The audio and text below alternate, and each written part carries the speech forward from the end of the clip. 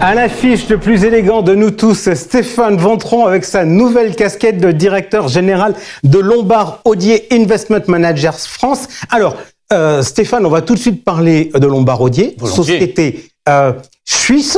Quelles sont les autres caractéristiques de la maison ? Alors effectivement, Lombard Odier IM, c'est une société de gestion suisse affiliée au groupe bancaire, à la banque privée historiquement. Pour mémoire, hein, notre maison mère, c'est la plus ancienne banque privée suisse. Donc effectivement, on a nos racines. On va fêter nos 230 ans l'an prochain. Donc une certaine antériorité, absolument. Mais l'autre élément, effectivement, c'est l'aspect très international, au-delà de la durée, qui nous a permis de déployer cette plateforme très globale en termes d'investissement. Et bien justement, c'est cette ouverture sur le monde aussi, hein, traditionnellement, les maisons suisses, par construction, sur des pays qui sont plus petits et sur lesquels le marché domestique n'offre pas forcément toutes les solutions. Je suis pas sûr, Jean-François, que vous ayez aujourd'hui envie d'acheter des obligations suisses. Hein. Je vous rappelle que les taux directeurs, ils sont à 0.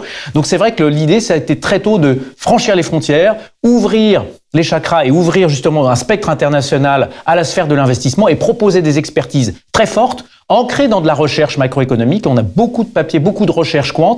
Et l'idée, c'est justement dans cet ancrage de recherche, de proposer des solutions qui sont innovantes et qui sont aussi en ligne avec les attentes des investisseurs, historiquement avec beaucoup d'investisseurs institutionnels d'ailleurs. Vous avez été nommé patron de la France. Votre mission, c'est quoi ? Ma mission, c'est de développer, de promouvoir ces expertises, peut-être aussi parfois de les adapter à notre marché domestique, puisqu'on a aussi cette dimension de taille intermédiaire. Je le rappelle, l'asset management pour nous, Lombard Odier IM, c'est 70 milliards d'actifs, ce qui fait de nous un acteur qui est relativement manœuvrant et qui peut aujourd'hui s'adapter à son marché. La France et la Belgique et le Luxembourg sont des marchés qui sont prioritaires pour le groupe et sur lesquels justement on a à cœur de s'adapter à notre environnement local. On a aujourd'hui aussi des capacités de gestion qui sont très en ligne avec ce qu'on peut rechercher. Alors, pour le moment, beaucoup d'institutionnels et effectivement, on a une marque qui résonne par son antériorité, par son expertise et qu'on souhaiterait diffuser plus largement dans le domaine de la distribution. Alors, dans le domaine de la distribution, je suis conseiller en gestion de patrimoine. Je voudrais essayer de profiter de vos expertises. Je me dis, tiens, s'ils ont une culture historique d'institutionnels, ils doivent être très largement s'intéresser au taux d'intérêt. Aujourd'hui, en termes de taux d'intérêt, quelles sont pour vous les opportunités que vous avez et quelles sont les expertises que vous avez aujourd'hui chez Lombard Odier IM ? Alors la remarque est très juste, on a une gamme très complète sur les marchés obligataires. Je vais passer sur la partie suisse dont on a parlé à l'instant pour des raisons évidentes. Et sur la partie internationale qui nous intéresse, ce qu'on constate, ce sont deux choses. C'est tout d'abord la politique des banques centrales qui est aujourd'hui là, qui commence à marquer le pas. On voit une certaine stabilité, un certain attentisme quand même qui se dessine notamment en Europe. Et on voit surtout des primes de risque qui sont assez étroites. C'est vrai qu'elles se sont largement compressées. Alors elles sont stables sur le haut rendement depuis le début de l'année. Elles sont en compression encore sur les entreprises de bonne qualité. Ce qui nous amène à un constat, c'est de se dire qu'en fait, ce très beau rallye que nous avons sur les marchés obligataires, il est pour partie derrière nous et se laisser porter par le rendement sera peut-être pas suffisant dans les mois et les trimestres à venir. C'est la raison pour laquelle nous estimons que aujourd'hui, il y a une niche intéressante, un couloir de nage entre le haut rendement et l'investment grade qui est constitué par ce qu'on appelle les fallen angels.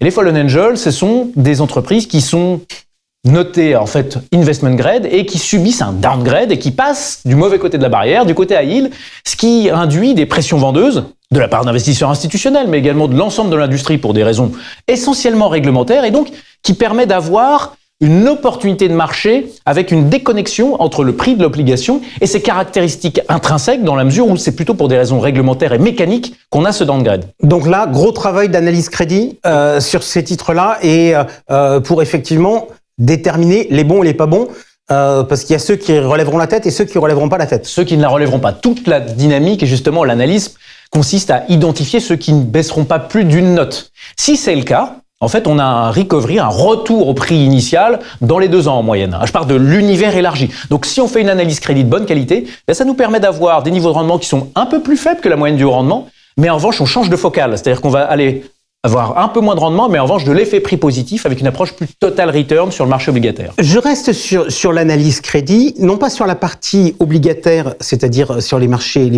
cotés, mais sur la partie dette privée. Me semble-t-il, vous avez lancé un produit de dette privée, il y a de cela environ 1 an en France. Sa logique, c'est quoi ? Absolument, Jean-François, on a lancé, alors même il y a 18 mois maintenant, un fonds sur la dette privée sur un angle extrêmement spécifique que sont les asset-backed loans. C'est-à-dire donc, en fait, ce sont des véhicules qui sont adossés directement à un actif pour ses revenus. Ce qui a un intérêt, c'est qu'en fait, on ne va pas faire de l'analyse crédit sur ce véhicule sur l'entreprise, mais bien sur l'actif, qui est le collatéral de notre dette. Ce qui est intéressant, c'est qu'en fait, on finance des opérations de taille intermédiaire sur des maturités qui sont extrêmement courtes, de l'ordre de 18 mois en moyenne, sur un univers international, ce qui nous permet, sur ce format de dette non cotée, de proposer un schéma de liquidité trimestriel qui est assez cohérent avec ce qu'on peut retrouver dans les sous-jacents, puisqu'on a des tombées extrêmement régulières sur des opérations de petite taille, sur ce qu'on appelle en bon français du bridge loan, c'est-à-dire une opportunité qui est liée au fait qu'on a moins de financement bancaire. Donc vous me dites liquidité, ça veut dire que c'est un fonds evergreen ? C'est un fonds evergreen, il est disponible sur l'étagère en permanence et il offre une liquidité trimestrielle après 18 mois d'investissement initial. Ok, la première année, il l'a fini sur quelle performance ? Il a fait 6,60 pour sa première année en euros net de frais, de tout frais investisseur. Aujourd'hui, ses performances sont près de 9% depuis le lancement. Et l'idée, c'est justement d'avoir ce rendement régulier et assis sur différentes sources, puisqu'on a 10 verticales d'investissement au sein du portefeuille. En euros, ça veut dire que vous êtes international, mais vous couvrez systématiquement le risque de change ? C'est exact. Il n'y a pas de risque de change dans le portefeuille, mais nos actifs sont internationaux. Ok. Je voudrais maintenant qu'on continue un peu regarder un peu le catalogue et à profiter de votre expérience et de votre expertise.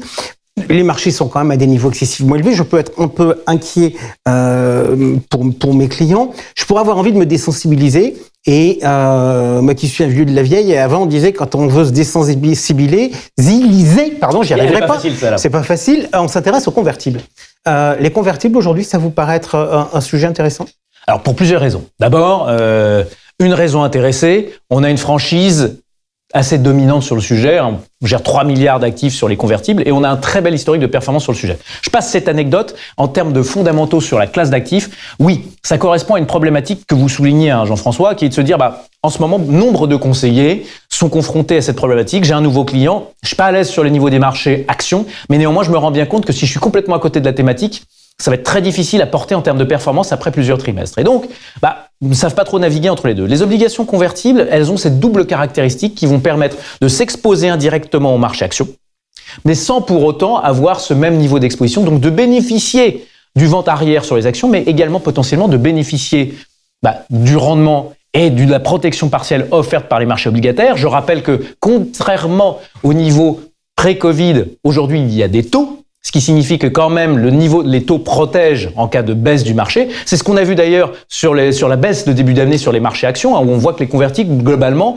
elles ont encaissé à peu près 40% de la baisse et 50% de la hausse qui a suivi. Donc on retrouve cette convexité, cette asymétrie positive sur le marché des convertibles. Et de ce point de vue-là, c'est un actif qui est intéressant et qui est aussi diversifiant. Parce que si vous regardez le gisement des convertibles, qu'est-ce que vous allez trouver par rapport à des marchés actions ? Vous allez trouver moins d'US, ce qui dans le contexte actuel est peut-être une bonne chose. C'est plus équilibré, c'est très international, mais c'est plus équilibré.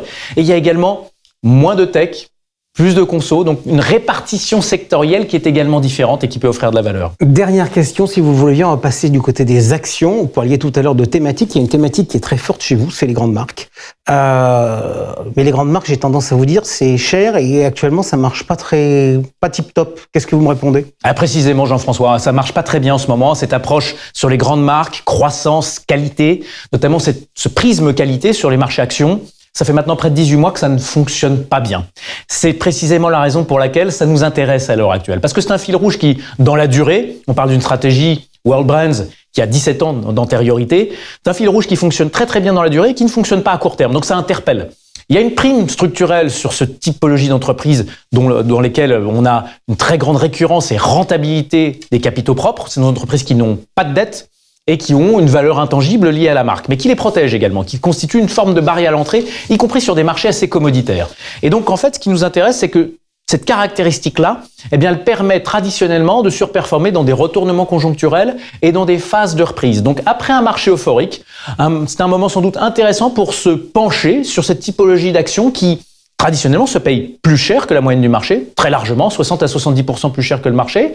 Aujourd'hui, on est plutôt sur des niveaux de 35 à 40%. Il y a toujours une prime, mais la prime s'est considérablement dégonflée dans un moment où, fondamentalement, des entreprises peu endettées, rentables et qui offrent de la croissance structurelle sont très intéressantes à regarder dans un cycle un peu serré. Merci beaucoup Stéphane Vendron d'avoir été avec nous. Tout de suite, deuxième à l'affiche avec la présidente de la CNCEF.